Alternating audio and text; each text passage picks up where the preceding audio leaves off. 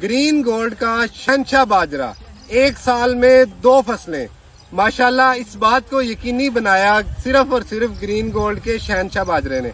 आज मैं मौजूद हूँ भेरे के इलाके के अंदर, हमारे बहुत ही अच्छे फार्मर हैं इनके पास। इन्होंने ग्रीन गोल्ड का शहंशाह बाजरा लगाया था मार्च के अंदर और आज कटाई हो रही है, दोबारा दूसरी फसल आगे लगाने के लिए तैयार है। इनसे हम पूछते हैं कि ग्रीन गोल्ड का शहंशाह बाजरा ही क्यों? ये इसकी पैदावार भी अच्छी है, औसत भी अच्छी है। अगर इसके सिट्टे के बारे में अगर नाजरीन को बताएं कि माशाल्लाह अगर इसका सिट्टा देखें तो पूरा भरा हुआ है दानों से, ठीक है, और तकरीबन 1 से 1.25 फुट का सिट्टा है। हाँ जी, अच्छा ठीक है सिट्टा माशाल्लाह, इसकी अच्छी औसत भी है, सिट्टा भी अच्छा। अच्छा, अब आपने मार्च में लगा के अब आपने कटाई कर ली है, ठीक है, अब छठा महीना शुरू हुआ है, अब दोबारा आप कब लगाएंगे?